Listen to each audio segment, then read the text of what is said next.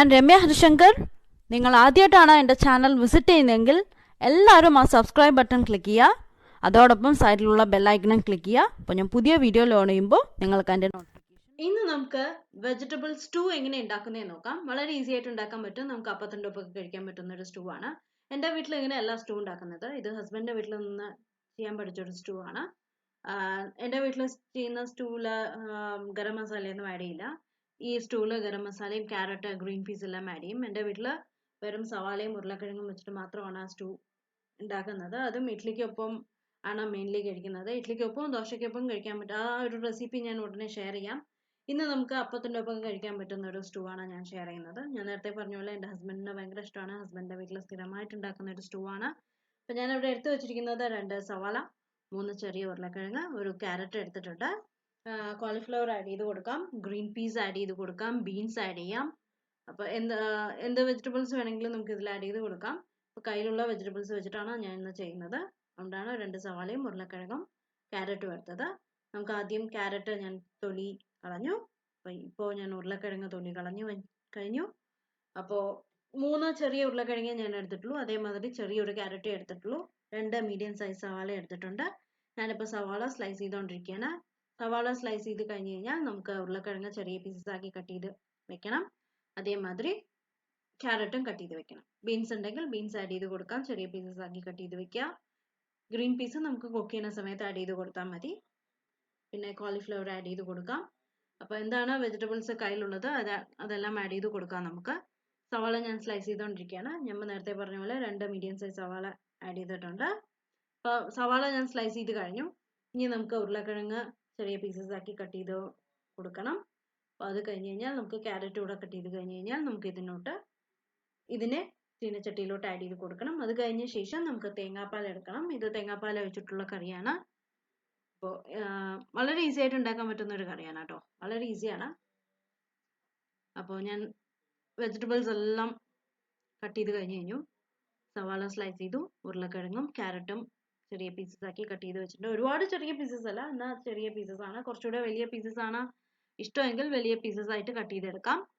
അപ്പം ഞാൻ ഇനി ചെയ്യാൻ പോകുന്നത് ഇത് എല്ലാം നമ്മൾ കട്ട് ചെയ്ത് വെച്ച വെജിറ്റബിൾസ് എല്ലാം ഞാൻ ഒരു ചീനച്ചട്ടിയിലോട്ട് ആഡ് ചെയ്ത് കൊടുക്കുകയാണ്. ഇത് നമുക്ക് രണ്ടാം പാലും മൂന്നാം പാലും കൂടെ ഒഴിച്ചിട്ട് ഇതിൽ വേവിച്ച് വെക്കണം. അപ്പം അതിന് വേണ്ടി നമുക്ക് ആദ്യം തേങ്ങാപ്പാൽ എടുക്കാനുണ്ട്. ഞാൻ ഓൾറെഡി തേങ്ങാപ്പാൽ എടുക്കുന്ന വീഡിയോ പല പ്രാവശ്യം കാണിച്ചിട്ടുണ്ട്. പക്ഷേ അറിയാത്തവരുണ്ടെങ്കിൽ ഒന്നുകൂടെ കാണിച്ചു തരാം എങ്ങനെയാണ് തേങ്ങാപ്പാൽ എടുക്കേണ്ടതെന്ന്. അതിന് വേണ്ടിയിട്ട് ഞാൻ 1 കപ്പ് തേങ്ങ ചിരകി വെച്ചിട്ടുണ്ട്. ഫ്രഷ് ആയി ചിരകിയതാണ്. അപ്പോൾ 1 കപ്പ് തേങ്ങ ഞാൻ മിക്സ്ഡ് ജാറിലോട്ട് ആഡ് ചെയ്ത് കൊടുക്കുകയാണ്. നമ്മൾ വെജിറ്റബിൾസ് എല്ലാം ചീനച്ചട്ടിയിലോട്ട് ആഡ് ചെയ്ത് കഴിഞ്ഞു കേട്ടോ. സവാള, ഉരുളക്കിഴങ്ങ്, ക്യാരറ്റ് അതെല്ലാം ആഡ് ചെയ്ത് കഴിഞ്ഞു. അപ്പോൾ 1 കപ്പ് തേങ്ങ ആഡ് ചെയ്ത് കൊടുത്തു. ഇനി നമുക്ക് ഇതിലോട്ട് കുറച്ച് വെള്ളം ആഡ് ചെയ്ത് കൊടുക്കണം. എപ്പോഴും തേങ്ങാപ്പാൽ എടുക്കുമ്പോൾ ശ്രദ്ധിക്കുക, ചെറിയ ചൂടുവെള്ളം ആഡ് ചെയ്ത് കൊടുക്കുക. ഒരുപാട് ചുട്ടുകൊള്ളുന്ന വെള്ളമല്ല, ജസ്റ്റ് വാം വാട്ടർ ആഡ് ചെയ്ത് കൊടുക്കുക. അപ്പോൾ നമുക്ക് തേങ്ങാപ്പാൽ പെട്ടെന്ന് കിട്ടാൻ നല്ലതാണ്. അപ്പോൾ ഏകദേശം ഞാൻ ഒരു 1/4 കപ്പ് വെള്ളം ആഡ് ചെയ്ത് കൊടുത്തിട്ടുണ്ട്. ഇനി നമുക്ക് നന്നായി അരച്ചെടുക്കാം. അപ്പോൾ എന്നിട്ട് ഒരു അരിപ്പയിൽ കൂടെ അരിച്ചെടുക്കുക. അപ്പോൾ വെള്ളം മാത്രം താഴെ വരും, അതായത് തേങ്ങയുടെ പാല് തനിയെ വരും. മേലെ അതിൻ്റെ ചണ്ടി മാത്രം നിൽക്കും.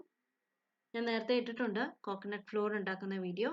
ഇങ്ങനെയാണ് നമ്മൾ കോക്കനട്ട് ഫ്ലോർ ഉണ്ടാക്കുന്നതെന്ന് ഞാൻ കാണിച്ചു തന്നിട്ടുണ്ടായിരുന്നു. ബാക്കി ചണ്ടി കളയരുത്, അത് വെച്ച് കോക്കനട്ട് ഫ്ലോർ ഉണ്ടാക്കി സൂക്ഷിച്ച് വെക്കുക. എൻ്റെ റെസിപ്പി ഞാൻ ഇടാമെന്ന് പറഞ്ഞിട്ടുണ്ടായിരുന്നു, ഞാൻ ഉടനെ ഷെയർ ചെയ്യാം. അപ്പം ഞാൻ 1-ാം പാൽ എടുത്തു കഴിഞ്ഞു. അത് കഴിഞ്ഞ ശേഷം 2-ാം പാലും 3-ാം പാലും എടുത്തു. 1-ാം പാല് മാറ്റി വെച്ചിട്ടുണ്ട്. ചീനച്ചട്ടിയിലോട്ട് ഡയറക്റ്റ് ആയിട്ട് ഞാൻ 2-ാം പാലും 3-ാം പാലും ഡയറക്റ്റ് ആയിട്ട് തന്നെ ആഡ് ചെയ്ത് കൊടുത്തിട്ടുണ്ട്. ഇപ്പോൾ ഞാൻ 2-ാം പാലും 3-ാം പാലിലുമാണ് ഈ വെജിറ്റബിൾസ് വേവിക്കാൻ പോകുന്നത്. അത് ഡയറക്റ്റ് ആയിട്ട് വെള്ളം പോരാന്ന് തോന്നുകയാണെങ്കിൽ കുറച്ചുകൂടെ ആഡ് ചെയ്ത് കൊടുക്കുക. ഞാൻ നേരത്തെ പറഞ്ഞ പോലെ ആ ചണ്ടി കളയരുത്, അത് എടുത്ത് വെക്കുക. നമുക്ക് കോക്കനട്ട് ഫ്ലോർ ഉണ്ടാക്കിയിട്ട് സൂക്ഷിച്ച് വെക്കാം. കോക്കനട്ട് ഫ്ലോർ ഉണ്ടാക്കുന്ന വീഡിയോ ഞാൻ ഓൾറെഡി ഷെയർ ചെയ്തിട്ടുണ്ട്. അപ്പോൾ എന്തായാലും എല്ലാവരും ട്രൈ ചെയ്ത് നോക്കണം. മേലേത്തെ ഐ ബട്ടൺ ക്ലിക്ക് ചെയ്ത് കഴിഞ്ഞാൽ എൻ്റെ ലിങ്ക് കിട്ടും. കുറേ ദിവസം കേടാവാതിരിക്കുന്ന ഒരു ഫ്ലോർ ആണത്. നമ്മുടെ മൈദ മാതിരി യൂസ് ചെയ്യാം. നമുക്ക് കോളിഫ്ലവർ ഫ്രൈ ചെയ്യാനും ചിക്കൻ ഫ്രൈ ചെയ്യാനൊക്കെ നമുക്കത് കോട്ട് ചെയ്തെടുക്കാം.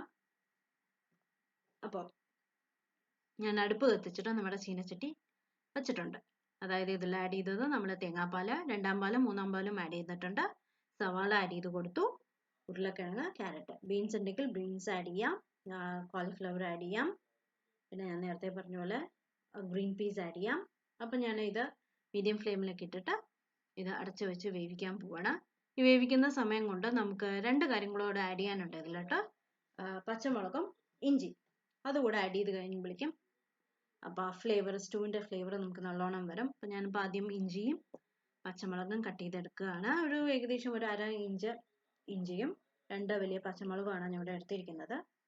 എരിവ് എത്ര വേണം നോക്കിയിട്ട് പച്ചമുളക് ആഡ് ചെയ്ത് കൊടുക്കുക. നമ്മളിതിൽ മുളക് പൊടിയൊന്നും ആഡ് ചെയ്യുന്നില്ല, മഞ്ഞൾപ്പൊടി ആഡ് ചെയ്യാറില്ല. ഇതിലാകെ എക്സ്ട്രാ വരുന്ന ഒരു ഫ്ലേവർ ഗരം മസാലയാണ്. എൻ്റെ വീട്ടിൽ ചെയ്യുന്ന സ്റ്റൂ ഡിഫറെൻ്റ് ആണ്, വളരെ ഡിഫറെൻ്റ് ആണ്. ഇങ്ങനെയല്ല എൻ്റെ വീട്ടിൽ സ്റ്റൂ ഉണ്ടാക്കുന്നത്.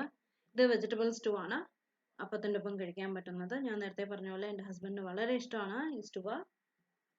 മറ്റേ സ്റ്റൂ ഇഡ്ഡലിക്കൊപ്പം കഴിക്കാനാണ്, അത് ഞാൻ ഉടനെ ഷെയർ ചെയ്യാം സ്റ്റൂവിൻ്റെ റെസിപ്പി. അപ്പം ഇഞ്ചി ഞാൻ കട്ട് ചെയ്ത് കഴിഞ്ഞു ചെറിയ പീസസ് ആയിട്ട്. പച്ചമുളക് ഞാൻ നീളത്തിൽ അരിഞ്ഞു കൊടുക്കുകയാണ്. അതായിരിക്കും നല്ലത്, കാണാനും ഭംഗിയായിരിക്കും. സ്റ്റൂവിന് എപ്പോഴും അങ്ങനെയാണ് കട്ട് ചെയ്യാറുള്ളത്, നീളത്തിലാണ് കട്ട് ചെയ്യാറുള്ളത്. അപ്പോൾ ഞാൻ പച്ചമുളക് കട്ട് ചെയ്ത് കഴിഞ്ഞു, ഇഞ്ചിയും ഓൾറെഡി ചെറിയ പീസസ് ആക്കി കട്ട് ചെയ്ത് കഴിഞ്ഞു. ഇനി നമുക്കിത് ചീനച്ചട്ടിയിലോട്ട് ആഡ് ചെയ്ത് കൊടുക്കണം. ഓൾറെഡി തേങ്ങാപ്പാൽ മെല്ലെ തിളച്ച് തുടങ്ങിയിട്ടുണ്ട്. അപ്പോൾ ഇതുകൂടെ ആഡ് ചെയ്ത് കൊടുക്കുക. അപ്പോൾ അതിൻ്റെ ഫ്ലേവറും എല്ലാം അതിലേക്ക് മിക്സായി വരും.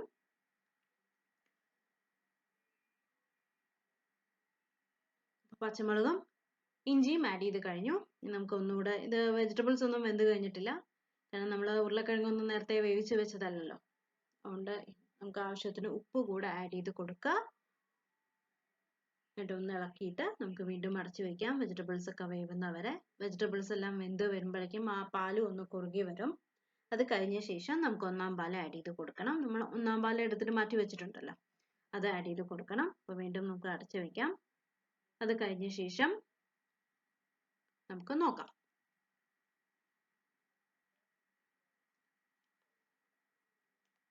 അപ്പോൾ ഞാൻ അടപ്പെല്ലാം തുറന്നു. നമ്മുടെ കറി ഒന്ന് കുറുകിയിട്ടുണ്ട്, അതേമാതിരി വെജിറ്റബിൾസും കുക്കായി വന്നിട്ടുണ്ട്, കാണാൻ പറ്റും.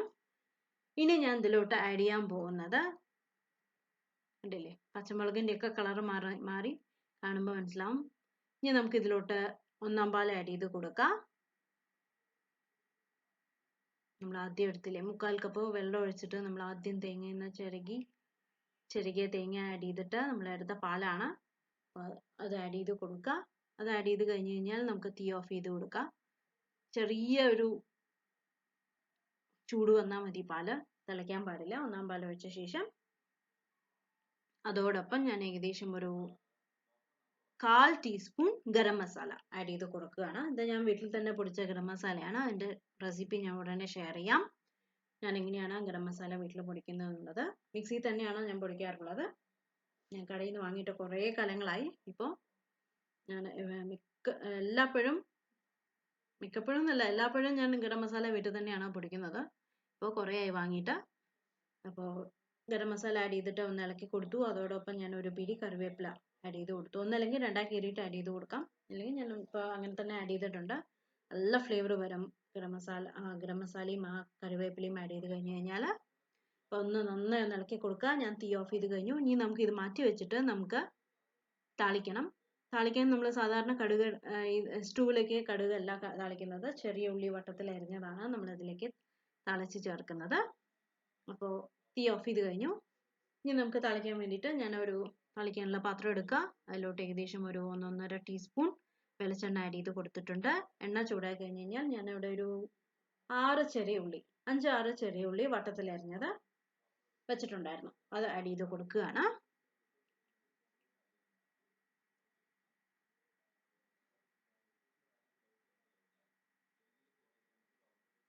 അപ്പോൾ ഇതൊന്ന് ഗോൾഡൻ ബ്രൗൺ നിറമാവണം. അത് കഴിഞ്ഞ് കഴിഞ്ഞാൽ നമുക്ക് ഈ ചെറിയ ഉള്ളി വറുത്തത് നമ്മുടെ സ്റ്റൂവിലോട്ട് ആഡ് ചെയ്ത് കൊടുക്കണം. അത് കഴിഞ്ഞാൽ നമ്മുടെ സ്റ്റൂ റെഡിയാവും. നമുക്ക് അപ്പത്തിൻ്റെ ഒപ്പമൊക്കെ കഴിക്കാൻ പറ്റും. ഈവൻ ചപ്പാത്തിയുടെ ഒപ്പം പോലും കഴിക്കാമെന്ന് തോന്നുന്നു. ടേസ്റ്റ് ഉണ്ടാകും എന്ന് വിചാരിക്കണം. ഞാൻ അപ്പത്തിൻ്റെ ഒപ്പമേ കഴിച്ചിട്ടുള്ളൂ. അപ്പോൾ ഒന്ന് ഗോൾഡൻ ബ്രൗൺ നിറമാവട്ടെ. അതിനുശേഷം നമുക്ക് തീ ഓഫ് ചെയ്തിട്ട് ഇത് കറിയിലോട്ട് മാറ്റി കൊടുക്കുക. കണ്ടില്ലേ, ഇപ്പോൾ ഗോൾഡൻ ബ്രൗൺ നിറം ആയിട്ടുണ്ട്. ഇനി നമുക്ക് തീ ഓഫ് ചെയ്തിട്ട്, കണ്ടില്ലേ ശരിക്കും അതിൻ്റെ കളറെല്ലാം മാറി. നല്ല ക്രിസ്പായി വന്നിട്ടുണ്ടാകും സവാള. ഇപ്പോൾ ഇനി നമുക്ക് ഇതൊന്ന് നമ്മുടെ സ്റ്റൂവിലോട്ട് മിക്സ് ചെയ്യണം. എപ്പോഴും ഉണ്ടാക്കി കഴിഞ്ഞ് കഴിഞ്ഞാൽ അടച്ച് വെക്കുക, അല്ലെങ്കിൽ അതിൻ്റെ ഫ്ലേവർ നഷ്ടപ്പെടും. നമ്മൾ കറിവേപ്പിലൊക്കെ ആഡ് ചെയ്ത് കൊടുത്തതല്ലേ, അതിൻ്റെ ഫ്ലേവർ നഷ്ടപ്പെടാതിരിക്കാൻ ഉണ്ടാക്കി കഴിഞ്ഞ് കഴിഞ്ഞാൽ എപ്പോഴും അടച്ച് വെക്കുക കറി. അപ്പോൾ ഞാൻ താളിച്ചത് ആഡ് ചെയ്ത് കൊടുത്തു. ഇത്രയേ ഉള്ളൂ, നമ്മുടെ സ്റ്റൂ റെഡിയായി. ഇനി സെർവ് ചെയ്യേണ്ട ആവശ്യം മാത്രമേ ഉള്ളൂ. എല്ലാം ഒന്ന് മിക്സ് ചെയ്ത് കൊടുക്കുക, അതിൻ്റെ ഫ്ലേവർ എല്ലാം അവിടേക്ക് ഒന്ന് മിക്സായി വരട്ടെ. വെളിച്ചെണ്ണ സ്റ്റൂവിലോട്ട് ചേരുമ്പോൾ ഓൾറെഡി തേങ്ങാപ്പാലുള്ള കറിയാണ്, അപ്പോൾ വെളിച്ചെണ്ണയും കൂടെ ചേരുമ്പോൾ നല്ല ഫ്ലേവർ വരും.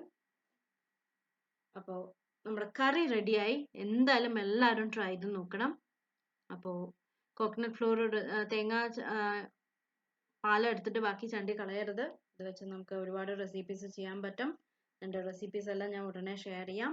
നമ്മുടെ സ്റ്റൂ എന്തായാലും റെഡിയായി. എല്ലാവരും ട്രൈ ചെയ്ത് നോക്കണം. പുതിയ റെസിപ്പി ആയിട്ട് വീണ്ടും കാണാം. അതുവരേക്കും ബൈ ബൈ.